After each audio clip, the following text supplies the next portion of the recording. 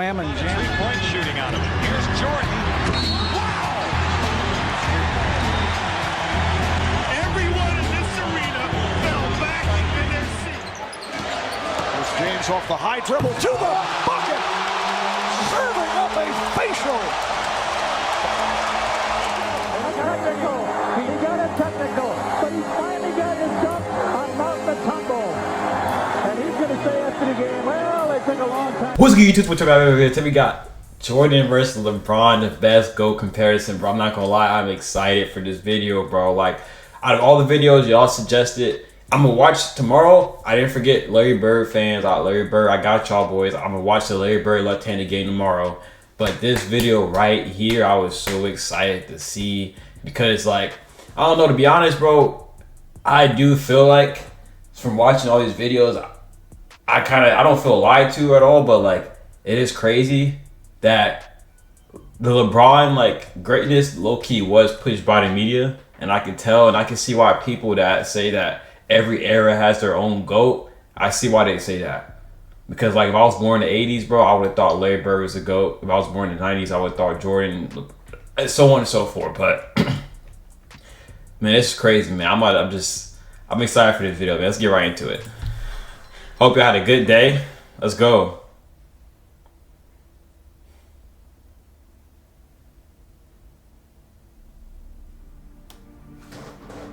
And that quote right there that we just seen, I've seen some people say how LeBron calls himself the GOAT, and that automatically makes him not the GOAT because other people call Jordan the GOAT. That's what let me just get to the video.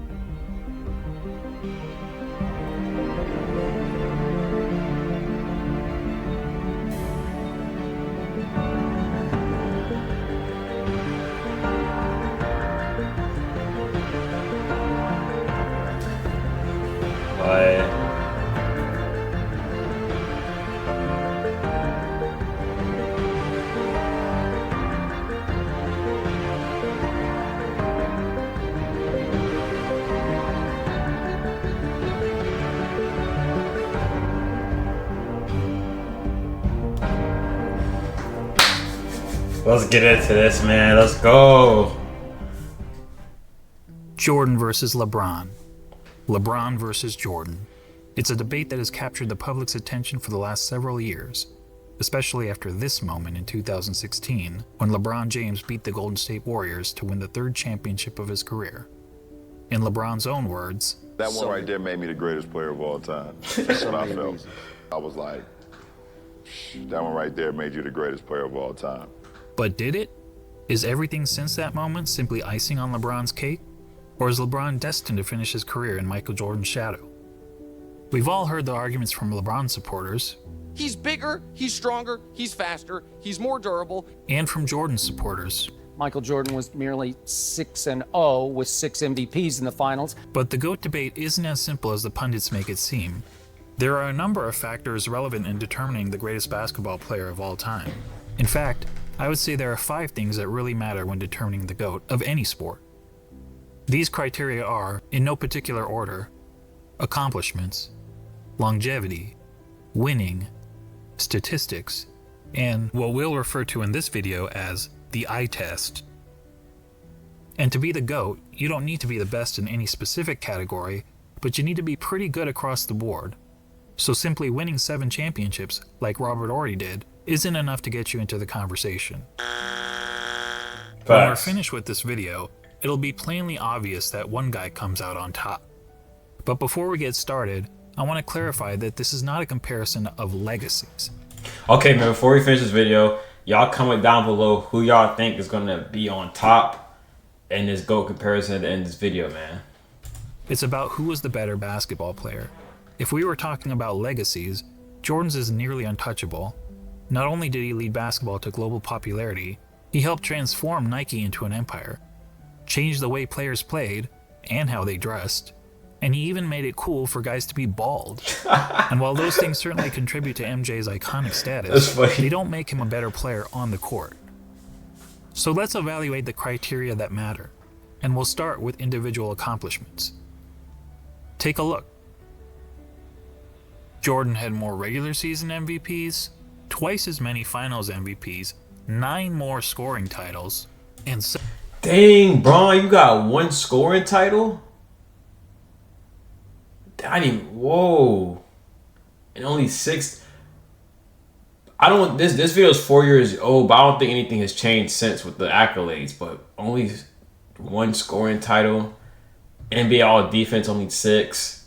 Yeah, I don't think anything's changed. Several more selections. If it has, let me know. All defensive team, including once being named Defensive Player of the Year. LeBron has more All-Star appearances, but that's largely due to his having played more seasons. In fact, when taking into account retirements and major injuries, Jordan essentially played 13 seasons compared to 17 seasons for LeBron, making Jordan's significant lead in accomplishments all the more impressive. And that's to say nothing of MJ's brilliant college career, which saw him twice named All-American and once awarded College Player of the Year, at a time when the country's best players actually went to college.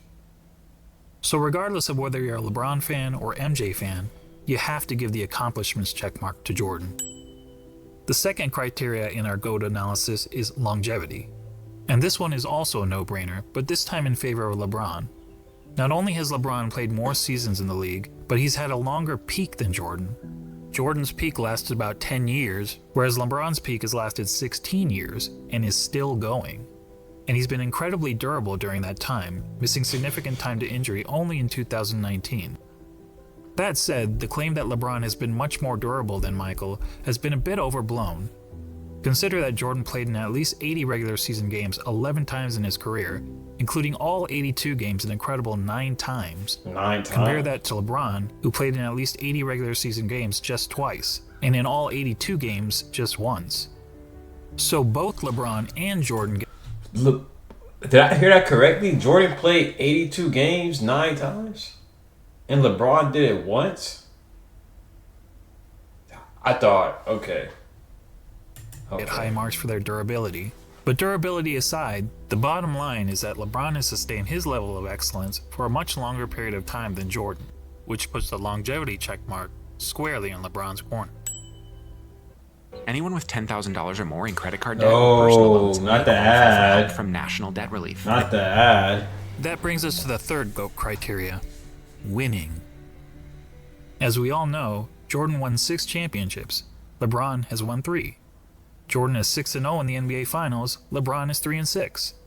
Yes, LeBron has made the finals 9 times compared to only 6 times for Jordan, but let's not pretend that making the finals is the same thing, or even close to the same thing, as winning a title. Take a prime example from another sport, the Buffalo Bills. They're the only team in NFL history to appear in 4 consecutive Super Bowls. But is there a single player or fan of that team that wouldn't trade all 4 of those appearances for just 1 Super Bowl win? Frankly, talk to any fan whose team lost the season's final game and ask them how they felt afterward. Almost universally, their feelings are of sadness, anger, and disappointment. And that's just the fan. I'm not gonna lie too, bro, as a LeBron fan, like seeing him go in those 9 championships and then he only won like 4, it sucks, bro. It feels like you didn't even, like you went for no reason. Like going to the finals is cool and all, but like when you don't win, it's really like you're the first loser. It's crazy. It's like, bro, it don't even matter. Like at the end of the day, when you think about it, LeBron going that many times doesn't matter because he didn't win. Like, it's crazy. For players, those feelings are only magnified. Listen to Charles Barkley talk about losing in the NBA Finals. And I was just in shock when it was over because I was frustrated because I couldn't wheel my team past Michael and the Bulls. And first of all, I don't think I've ever gotten over it, number one. But that was traumatic, and it's painful. So we can all stop with this false equivalence between winning the championship and finishing runner-up. In the words of Herm Edwards, you play to win the game. You're not lying. You do play to win the game. You play to win the game. Now back to Jordan and LeBron. As mentioned, on basketball's biggest stage, the NBA Finals, Jordan was 6-0. LeBron was 3-6. And frankly, that doesn't even show how lopsided their records really are. In terms of individual finals games, Jordan was 24-11. LeBron is 18-31. And that's because in 4 of his 6 finals losses, LeBron's team hasn't even been competitive. Twice he got swept, and 2 other times he lost 4-1. That includes being on the wrong side of the 2 most lopsided finals by margin of loss in NBA history. Of course, LeBron fans will tell you that the only reason Wait, I gotta hear that again. I'm sorry, I gotta hear what you said again. And 2 other times he lost 4-1. That includes being on the wrong side of the 2 most lopsided finals by margin of loss in NBA history. Of course, LeBron was on the wrong side of 2 of them? The most lopsided finals in NBA history? Bro, I did not know that. That's crazy, Bron. will tell you that the only reason for LeBron's poor finals record is that his competition was so tough. Ironically, some of these same fans criticized Jordan for losing early in his career to a Celtics team stacked with 5 Hall of Famers, and they conveniently gloss over the fact that LeBron reached the finals so many times in part because the competition in his own conference was so weak. During the vast majority of his career, LeBron played in what many dubbed the Leastern Conference because the East was so much weaker than the West. On the other hand, during Jordan's playing days, the East was generally considered the stronger conference, as Jordan had to battle through hard-fought rivalries against the Bad Boy Pistons, Patrick Ewing's Knicks, the Shaq Penny-led Magic, and Reggie Miller's Pacers. That said, if you want to blame LeBron's failure in the finals on the level of his competition... Bro, you know what's crazy? Those 4 teams are all good, and I even hear about them now, and Jordan's the reason why they didn't, win. He's the reason why, Reggie Miller, because my dad's favorite player is Reggie Miller. He's the reason why he didn't win. That's crazy to me. I won't argue with you, but let's also not blow it out of proportion. If you look at the average number of wins of their finals opponents, you'll see that LeBron's finals opponents averaged 60.8 wins per season, whereas Jordan's finals opponents averaged 61.2 wins per season. So as it turns out, both players face stiff competition in the finals. But a big reason we don't hold the 93 Suns, the 96 Sonics, or the 98 Jazz in the same regard as some of LeBron's finals opponents is because, unlike LeBron's adversaries, Jordan's opponents never actually won the Larry O'Brien Trophy. Which goes to my original point, that the difference between winning the title and finishing runner-up is huge. And the reason those teams never won the title? This guy. Look, I'm not trying to say that Jordan's opponents were as good as the Warriors teams that LeBron faced 4 times in the finals. The truth is that Jordan never played a juggernaut quite like that. But there's a pretty good reason for that. Jordan's Bulls were the juggernaut. They were the team winning 70-plus games. They were the team with the target on their back every year. And as the Warriors showed us, that's not an easy place to be. As great as the Warriors were, they were never able to string together 3 consecutive championships. Jordan's Bulls did it twice. So what's the greater achievement? Beating the juggernaut or being the juggernaut? Or to be more specific, beating the juggernaut 1 time out of the 4 times you faced them? Or being the juggernaut year after year after year? And then doing it again year after year after year? There's no doubt that LeBron's victory over the 73-win Warriors was the highlight of his career. But it's not the first time that an underdog has won the championship, and there actually have been much bigger underdogs who ended up winning the title. But how many times have we seen a player lead his team to 6 championships in 8 years? Prior to Jordan's Bulls, only Bill Russell's Celtics ever accomplished that feat in the NBA, when they incredibly won 11 championships in 13 seasons. However, back then, there was an average of less than 10 teams in the league, and only a couple rounds of playoffs, so it was considerably easier to win a title. And no player, not even Bill Russell, ever had a run of winning 25 of 26 playoff series, as Michael Jordan did. And Michael's pattern of winning goes beyond the NBA. Let's not forget that Jordan has never won anything but gold in the Olympics, and he also earned an NCAA championship, in which he hit the first of 2 iconic championship-winning shots in his career. All that is to say, when it comes to winning, the checkmark clearly goes to Jordan. Check this out. I'm going to show you how I afforded this car. Yo, this is, bruh. Okay, Bron, come on, bruh. 100. Bron, this ain't looking good, On to the bro. fourth GOAT criteria, statistics. This one is a bit more complicated. I mean, how do you statistically evaluate two players who played in different eras under different rules at different positions? One way of doing it is to simply look at the 8 traditional statistics of basketball. Points, assists, rebounds, steals, blocks, field goal percentage, free throw percentage, and turnovers. And we'll focus on per game stats rather than cumulative stats, since cumulative stats such as total career points and total career assists really speak to longevity, which is already its own category of the GOAT analysis. Per game stats, on the other hand, is more of an apples to apples comparison. So looking at the 8 traditional stats, we see that Jordan leads LeBron in 5 of them: points per game, steals per game, blocks per game, free throw percentage, and fewer turnovers. LeBron leads in the other 3: assists per game. Jordan is beating Bron in blocks too?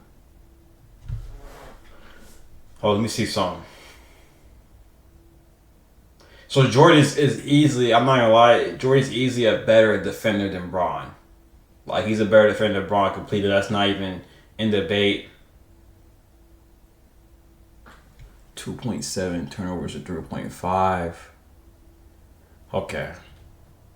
Dang. Rebounds per game, and field goal percentage. But that's a pretty simplistic way of looking at statistics.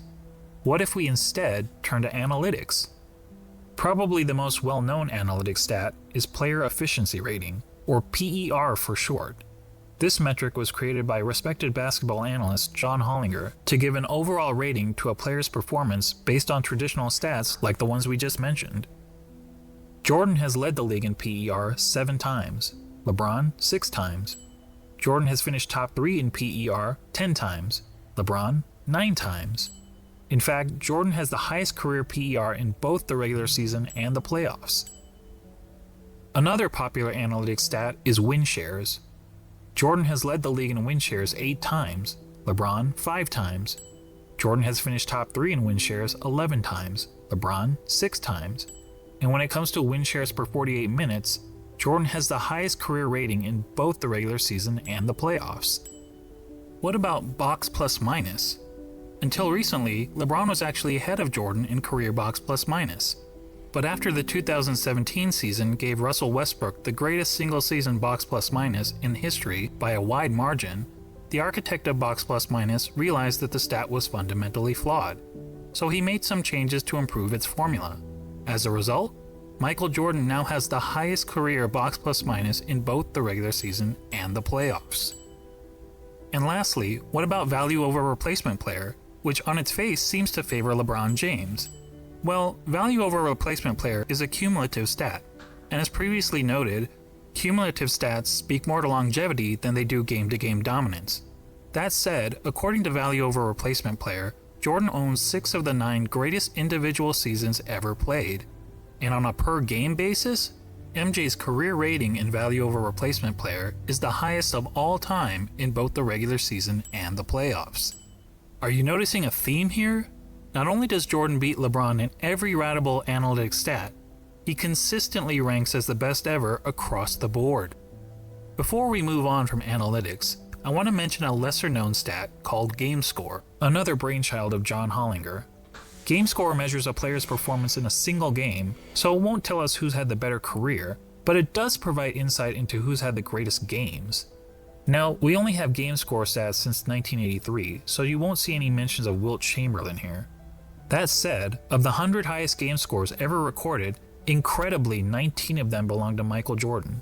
In other words, nearly 1 out of every 5 of the best single-game performances over the last 4 decades has been by MJ. That includes the highest game score of all time for Jordan's 69.18 rebound masterpiece. Comparatively, LeBron has had only 3 of the top 100 game scores. When discussing the GOAT, Nick Wright is fond of asking this question. The aliens come down. You have 1 game to save humanity. Who's your first pick in the history of the world? Well, Nick, I think we have our answer. Now that I've finished drowning you in numbers, let's be real. Hardly anyone watching this video knows how to calculate PER, win shares, box plus minus, value over replacement player, or game score. And why should you? This is basketball, not Goodwill Hunting.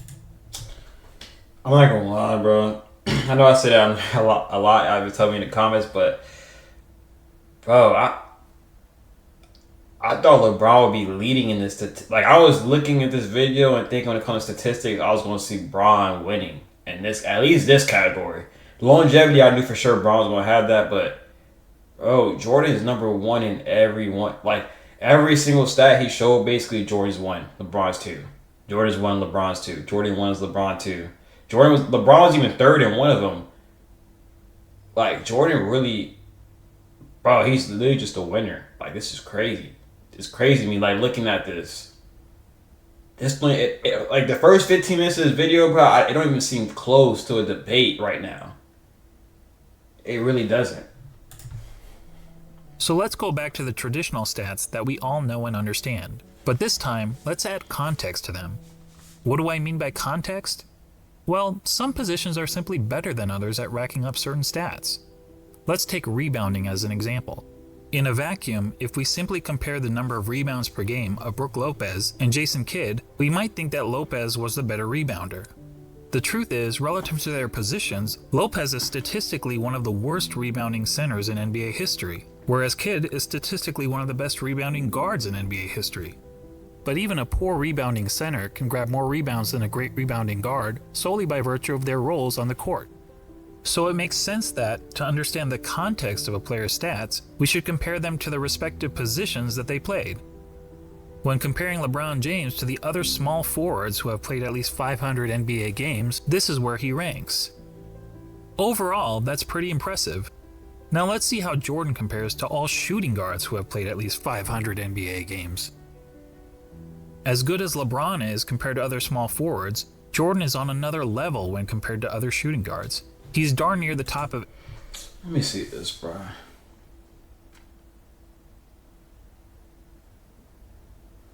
Dang, all them chase down blocks are just highlights, bro. I was thinking LeBron was really out here blocking like that when it comes to the blocking. Bro, Jordan doesn't rank in double digits in any stat, bro. Any stat in his position, he's top 10. Any stat. LeBron, you gotta get it together. This is not even... It's not even every fair. major statistical category. And there isn't a single category where LeBron is better than MJ relative to his position, other than assists. So to sum up statistics, whether comparing traditional stats or analytics, and especially when judging these players in the context of the positions they played, Jordan has a noticeable edge over LeBron. As such, we have to give the check mark to Jordan.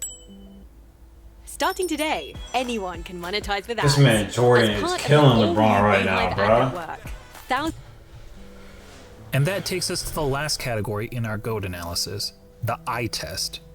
And to be clear, by eye test, I don't mean which of these players is bigger, faster, or jumps higher. None of that is relevant unless we're having a track and field competition. And frankly, if physical measurables mattered, then George Murasan would be in the GOAT conversation. No, what I mean by the eye test is, if you sat an average basketball fan in front of a TV to watch a player in action, what would he notice that the player is and is not great at? Thankfully, I happen to be an average basketball fan, and I've had the privilege of watching both LeBron and Jordan during their playing days. So unlike a lot of my fellow YouTubers, I haven't merely relied on highlight videos. Here's what my eyes told me when I saw Michael Jordan play, particularly during his playing days with the Chicago Bulls. He was the best offensive player in the game, he was arguably the best defensive player in the game, he had the best mid-range game, he was the best finisher at the rim, he had the best post-up game, which is incredible considering most players who dominated the post were big men. He was widely considered the most clutch player in the game. He was regarded by opponents as the fiercest competitor on the court. He was regarded by teammates as the hardest worker in practice. And when all was said and done, amongst the other stars of his generation, he was the greatest winner. Now, when you're playing against the elite of the elite athletes of the world, to be the best at any one of those things is pretty remarkable. But to be the best at all of them? I tell you it's impossible, but for the fact that we saw Michael Jordan do it. And when it comes to the GOAT debate, that's the biggest hurdle facing LeBron. He's basically being compared to a guy who was great at everything and practically had no weaknesses. Yo, Jordan, Seriously, crazy. Judging by the eye test, what's the worst thing we could say about Michael Jordan's game? I don't even know. Probably that he wasn't a very good three-point shooter. Jordan shot 33%. You see, like, when I was writing to that video at first, a lot of y'all were saying Jordan's a shooter, but like he said, I was just watching the highlights, and the only thing I could point out for his weaknesses that I can even see, Jordan's not even a bad three-point shooter, but the only weakness I could find, like his weakest part of his game, was his three-point shooting. And even that, he's good at. Like, I seen y'all was talking about that six three-pointer game against Trailblazers. I didn't watch the full clip, but I seen a little bit of it in the highlights too. Yeah. Jordan, you got it. From beyond the arc, in an era when the average player also shot 33%. So when it came to three-point shooting, he wasn't good, he wasn't bad, he was just average. But remember that Michael played in an age when the three-point shot wasn't a big part of the game. During Jordan's years, teams averaged only 9.5 three-point attempts per game, and Michael himself attempted less than 2 threes per game. And if being an average three-point shooter is a weakness of Michael's game, well, then we also have to call it a weakness of LeBron's game. The difference is that LeBron plays in an era where the three-point shot is a huge part of the game. During the years in which LeBron played, teams attempted on average over 21 threes per game, and LeBron himself averaged 4.3 three-point attempts per game, or 2.5 times as many as Jordan. Despite the increased emphasis on threes, LeBron's career shooting percentage from beyond the arc is only a hair better than Jordan, at 34%. And it's actually slightly below his peers, who averaged 35% from three during his era. But to reiterate, being an average three-point shooter was by far the worst part of MJ's game. For LeBron, it's not even close. LeBron, in fact, has 4 major weaknesses as a basketball player, each of which is readily apparent to anyone who has actually watched him play. First, he's not a good free throw shooter. For his career, LeBron has shot around 73.5% from the free throw line, which is pretty poor for a player who handles the ball as much as he does.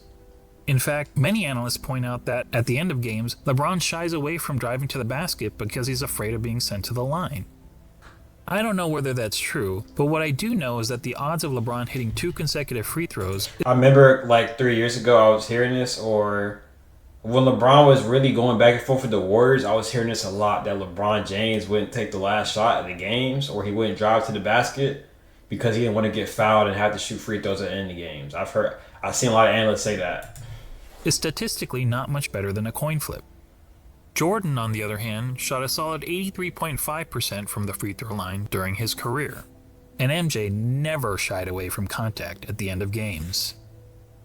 LeBron's second weakness is that he's an inconsistent defender. Bro, come on, sure, bro. He's had some years where he was elite defensively, which is evidenced by his numerous selections to the NBA's all-defensive team, but he's also had several years where he's practically been a liability on the defensive end. Compare that to MJ, who during his Bulls days was a consistently elite defender. In fact, Jordan is the only player to rank in the top 5 amongst all guards in both steals. Jerry West.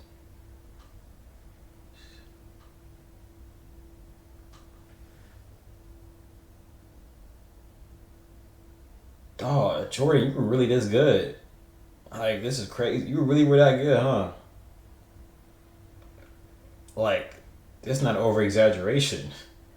I'm not gonna lie to y'all. When I hear about Jordan, I be thinking, most time I hear about Jordan from people, I be thinking they be just over exaggerating, saying this, saying that, just the talking. But like, looking at the stats, he was that dude. Per game and blocks per game for his career. Additionally, Michael led his position in defensive win shares practically every year that he played for the Bulls, an incredible 10 times. LeBron, comparatively, has led his position in defensive win shares on just 4 occasions, and in 5 of his last 7 seasons, he didn't even crack the top 10 at his position in defensive win shares. Now, some will excuse LeBron's recent fall-off on the defensive end as a byproduct of his resting on defense so that he can have more energy on offense. And we can debate the merits of that strategy, but resting on defense is not something Michael Jordan was ever accused of doing. Heck, even as a 40-year-old, he was busting his tail on the defensive end. But what about the notion that LeBron is that Wizards Jordan snag blocking on offense? And we can debate the merits of that strategy, But resting on defense is not something Michael Jordan was ever accused of doing. Heck, even as a 40-year-old, he was busting his tail on the defensive end. But what about the notion that LeBron's been the more versatile defender? LeBron supporters will argue that he can guard positions 1 through 5 on the court, such as when he guarded Derrick Rose for stretches in the 2011 playoffs. But LeBron's guarding the opposing team's point guard or center isn't something that happens very often. In fact, during his career, LeBron has spent less than 5% of his total minutes guarding the opposing players 1 or 5. So the versatility argument is highly exaggerated. And look, when it comes to versatility, Hometown Buffet may have a more versatile menu than Spago. That doesn't make it a better restaurant. LeBron's third weakness is that he's not a very good shooter. And this is a pretty significant flaw for someone claiming to be the GOAT. I mean, shooting the ball is the quintessential skill in the game of basketball. It's the part of the game that everyone practices, whether on the playground, at the YMCA, or in the NBA. Now, some people will contend that LeBron is actually a better shooter than Jordan because he has a better career field goal percentage. And yes, LeBron's career field goal percentage is 50.4% compared to Jordan's 49.7%. Okay, LeBron finally getting something. What I said about placing stats into proper context. To help us understand context when it comes to shooting, allow me to introduce DeAndre Jordan and Tyson Chandler. We all know that DeAndre and Tyson were great rebounders and defenders, but what if I told you that they were also two of the greatest shooters of all time? That would be certifiably crazy.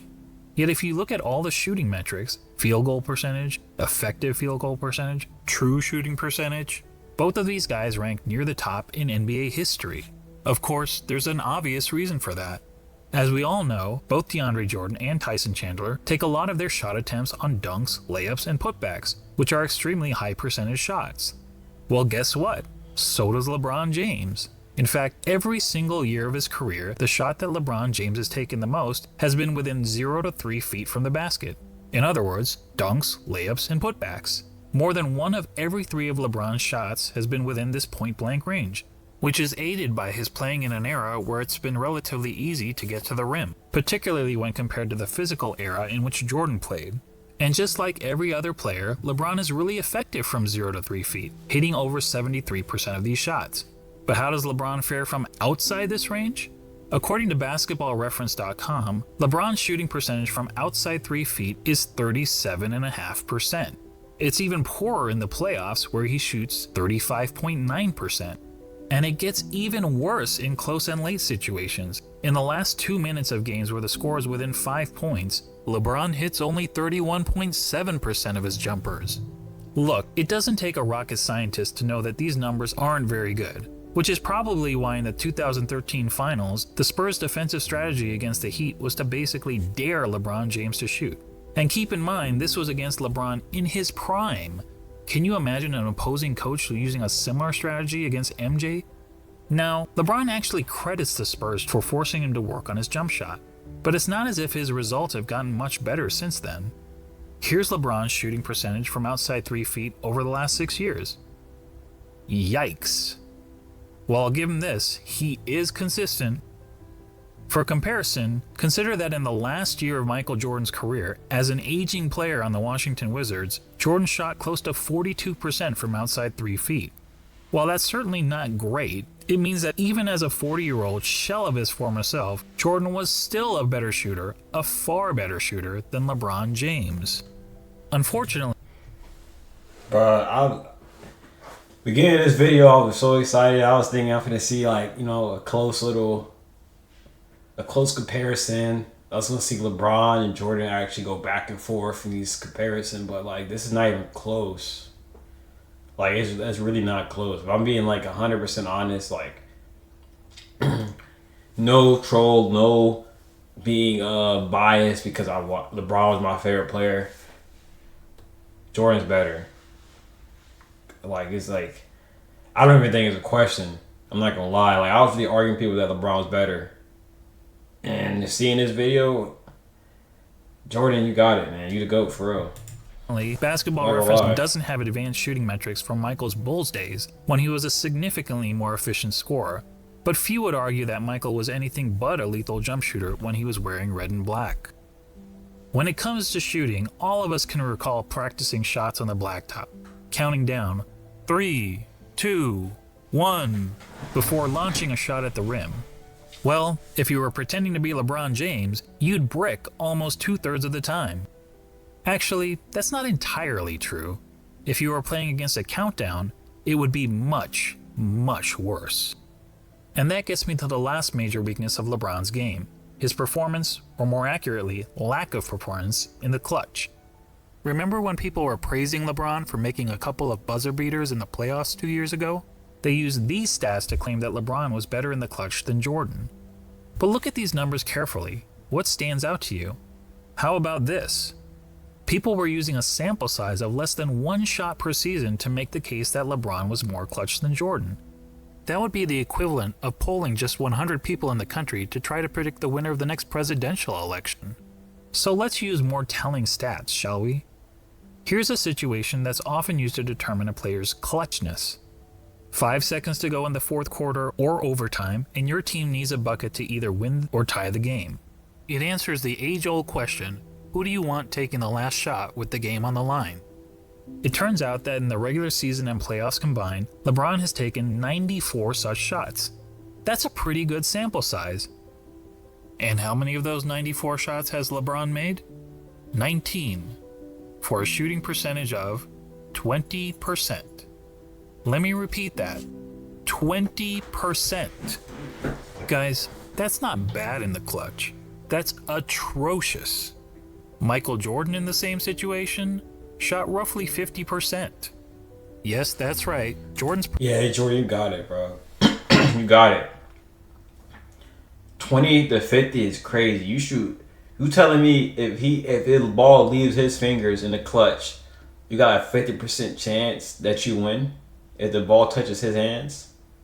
That is crazy. A 50% chance. Performance under pressure was the same as it was throughout the rest of the game. And that, my friends, is the definition of clutch. So there you go. When it comes to the eye test, our eyes tell us that one player, Michael Jordan, is great at everything and has practically no weaknesses. And the other player, LeBron James, while also having a ton of strengths, has several obvious flaws to his game.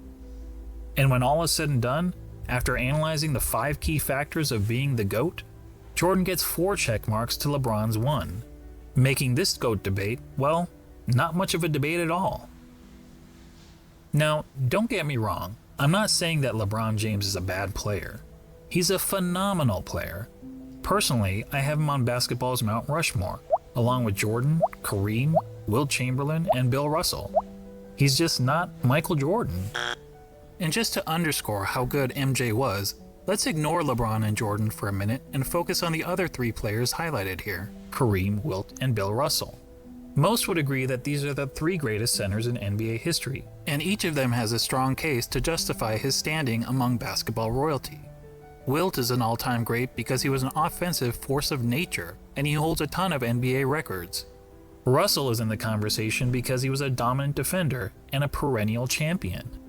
Kareem also led his team to numerous titles, and in terms of individual awards and accolades, was the most decorated of the 3. Not to mention, he had the NBA's most unguardable shot. Now imagine a center that had all the best qualities from these 3 titans. A player like that would be the basketball equivalent of Thanos.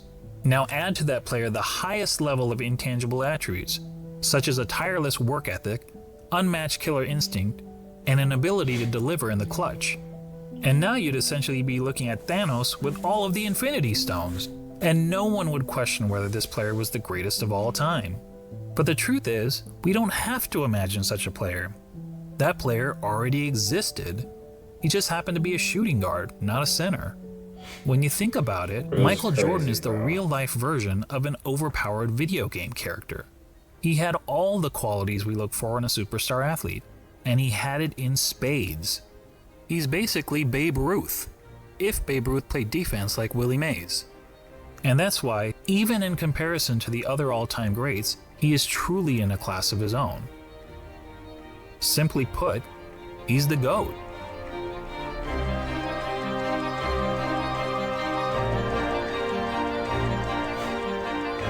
Wow, bro.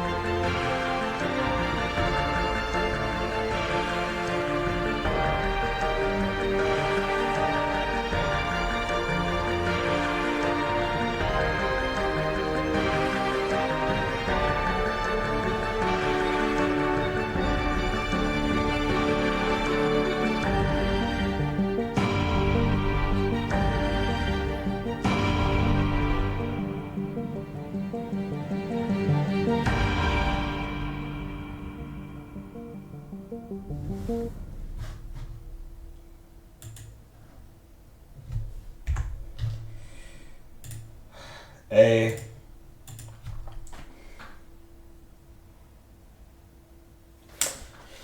Wow. I don't know what to say besides I was wrong.